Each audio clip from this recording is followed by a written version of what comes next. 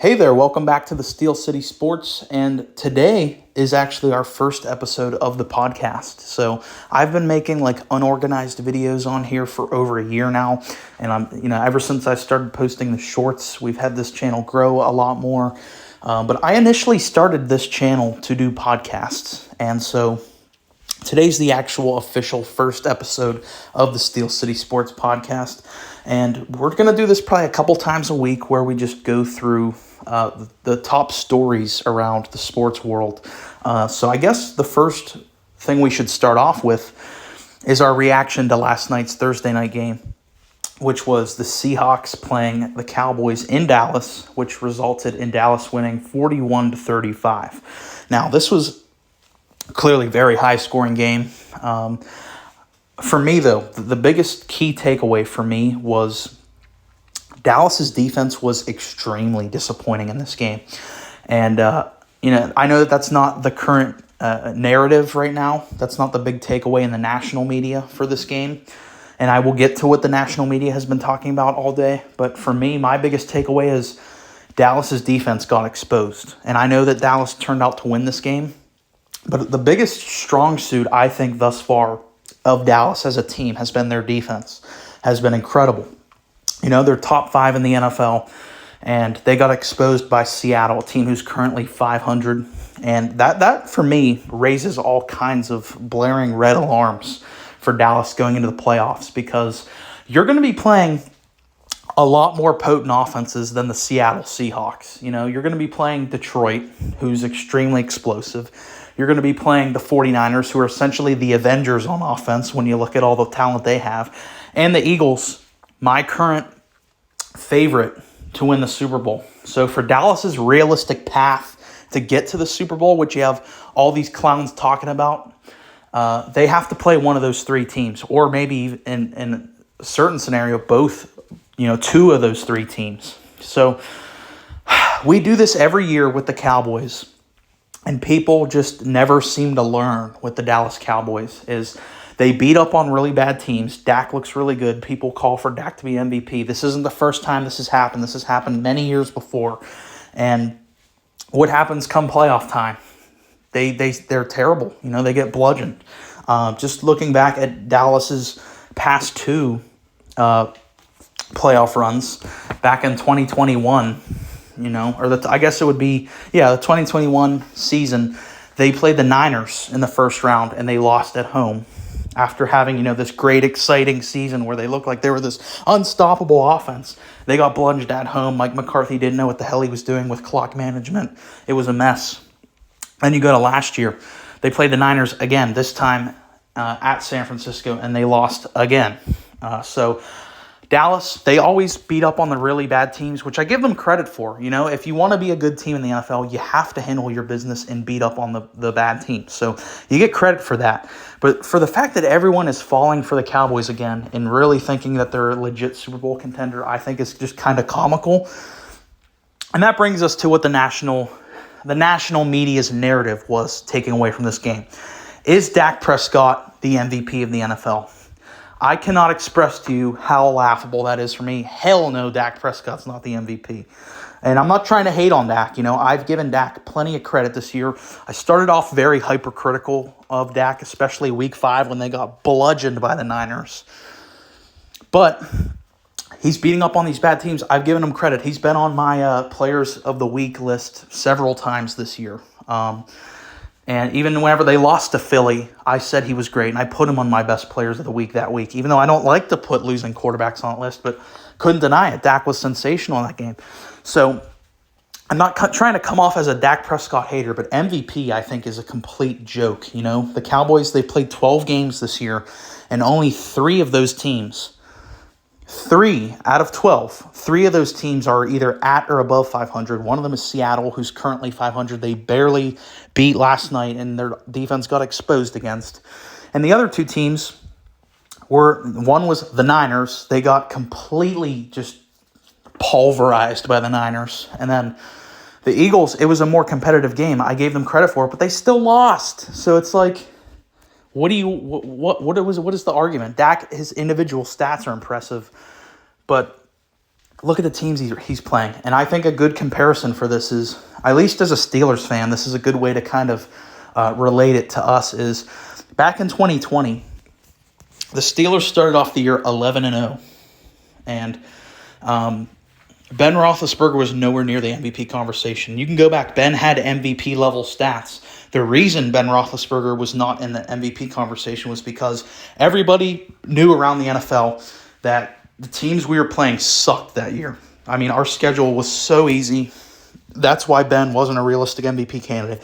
Now we're doing it with Dak. I don't get why. I guess because the Cowboys are the biggest brand in the NFL, and the NFL wants the Cowboys to succeed because ratings are up when Dallas is good. But Dak Prescott as MVP is a joke. You know, you have a lot of teams like the Giants who are terrible this year. I mean, Tommy DeVito's their starting quarterback. You know, the Jets, they beat the Jets this year. Wow, that's impressive. Zach Wilson, woo! The Commanders, they have 2 wins. They beat them on Thanksgiving. Wow, the Commanders, what a great team that is. It's a lot of teams like that they've beaten up on. So I think it's laughable to give Dak MVP. Moving on to our other segment, the best games of Week 13. I have 2 games highlighted here. The first one is Denver going to Houston to play the Texans. Houston's favored by 3 points here. The reason why this game's highlighted, it might sound a little weird, but when you look at the playoff implications of this game, it's really big because they currently have the same record at 6-5, and they're currently both one game, or whatever you would say, they're one game back out of that last wild card spot. So I ultimately think that the team that wins this game will make the playoffs as that last wild card spot. Because the Colts, we went over it in that Wild Card Wednesday video a couple days ago. The Colts, they have kind of a tough schedule coming up to close out the year. And I just don't see the Colts' path to 9 or 10 wins to clinch that wild card berth. Whereas Houston and Denver, I just think they're better teams than the Colts. So I think it's going to come down to one of these 2 teams. And they have the same record. They're sitting right next to each other in the standings. I think whoever wins this game will go on to be the final wild card spot. So this kind of is a playoff game. So that's a big deal. And speaking of feeling like playoff games, the other game I've highlighted is the Niners and the Eagles game. I already made a short kind of touching on this, but I think that you could argue this is the game of the year. This really does feel like a playoff game. It's a rematch of last year's NFC Championship game. Just feels big because we all kind of feel like this is going to be the matchup in the NFC. We know that there's bad blood. These teams don't really like each other. There was a big asterisk on the Eagles winning that game because they were down to Josh Johnson was the quarterback at a certain point in the Niners game. So it's big.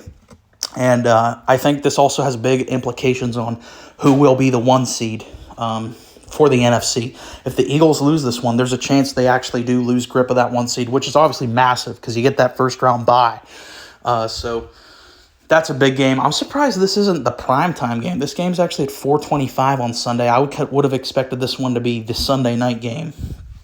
So keep your eye out for those 2 games. I think they're both going to be great. They're both going to have playoff atmospheres. And then that brings us to my last segment I wanted to touch on is there was a report that came out that Sean McDermott's job security is safe. He's 100% safe. There's no chance that Sean McDermott will be fired this offseason. I can see both sides of this argument. Now, we talked a lot about the Bills back after they lost to Denver. I made a big video about it, and I actually got to talk with several Bills fans in the comments section, and I went on several different Bills fan pages, specifically on Instagram, to see what they were thinking. A lot of them were calling for Sean McDermott's head. A lot of them, I didn't really see anyone defending Sean McDermott. It seemed like everyone in the Bills fandom, the Bills Mafia, wanted Sean McDermott gone. So I'll give you both sides of the argument. To keep Sean McDermott, if you look at just the perpetual dread the Bills went through before he got there and really built up their culture. From the time Jim Kelly left to the time Sean McDermott got there, they were a joke. They were one of the worst franchises in the NFL. He gets there, builds up their culture, is kind of credited with developing Allen, although I think that's more obviously Dable, but he does get some credit for that. And then they've had some pretty deep playoff runs. I mean, they've had some big relative success for Buffalo. I know that they don't have a Lombardi, but they've been to an AFC Championship game. They've been in games with the Chiefs. They've made some deep playoff runs. And it's not like he's a bad head coach by any stretch of the imagination. I think Sean McDermott, I would still say, is a good football coach. I just don't think what he brings to the table, what he provides to a football team, is not what the Buffalo Bills currently need. And that's the other side of the argument. I can see why you want Sean McDermott gone, because what he provides just doesn't really fit the Bills' timeline. What the Bills need at head coach is a young, innovative offensive mind, and that is the opposite of what Sean McDermott is, because he's obviously very defensive-oriented. You need a guy who can completely maximize Josh Allen's talent, because there are given Sundays where Josh Allen looks like the most talented player on the planet, and you need to bring in a guy who can maximize that and get everything he can out of Josh Allen, just like Brian Daboll did. We saw glimpses of it. There were times not long ago where people were taking Josh Allen over Patrick Mahomes in debates. It wasn't that long ago, and it might sound silly now, but there were definitely times back, not that long ago, a year or two ago, where people were taking Josh Allen over Patrick Mahomes because he can look that good. It's just not consistently given the offense with this team. That's why Bills fans want a young offensive mind brought in. So I see both sides of it. You keep the stability. If you keep him, it's more of a big risk to get rid of him. Again, Bills fans, we want to hear from you on this matter, but that has been it for the first ever Steel City Sports Podcast episode. If you made it this far, I really appreciate it. You watching me just ramble here, but go ahead and leave a like, comment, and subscribe.